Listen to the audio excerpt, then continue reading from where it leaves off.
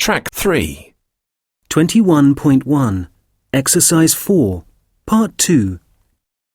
There's no doubt that things have improved over time. We look back to the high-rise buildings of the 1960s where people were sometimes uprooted from established communities and forced to live in ugly concrete blocks against their will. Yet we should remember that this was a time when many people wanted to be rehoused because their living conditions were so bad.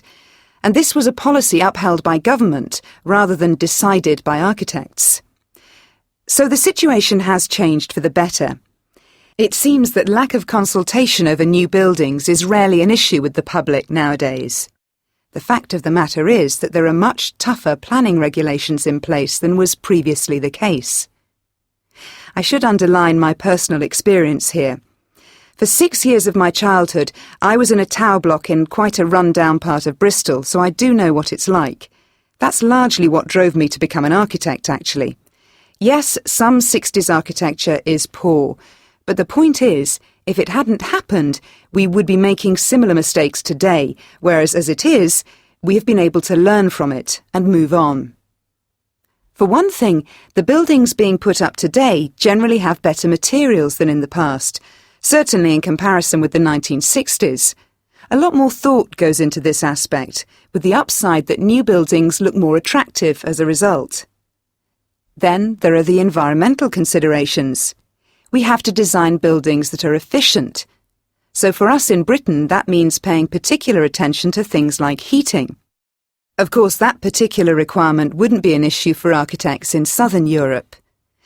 Something that does trouble me is urban sprawl, by which I mean the endless suburbs, and their existence is at a huge cost to the tax-paying public in terms of upkeep.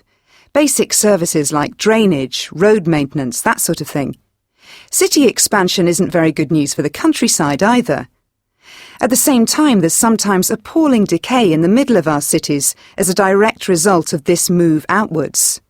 Shops in the centre have closed because of out-of-town facilities, and people are forced to drive when once they bought locally. That's not sustainable, is it? What I believe in, and what many architects are trying to work towards, is the regeneration of our city centres. But this can only happen if we think vertically. Design skyscrapers, in other words. There's no space to do anything else. It's a really exciting development that could breathe new life into our cities. Imagine if your building was a multi-use one, where you just go downstairs to a jazz club or across the street to pick up some late-night shopping. This is the upmarket housing of the future, where no one will need to own a car. In a recent radio phone-in, 67% of callers thought that the car should be banned altogether from central London. I truly think people are ready for this. They understand that traffic is slowly killing us. Living in the city has to become a healthier and more acceptable option.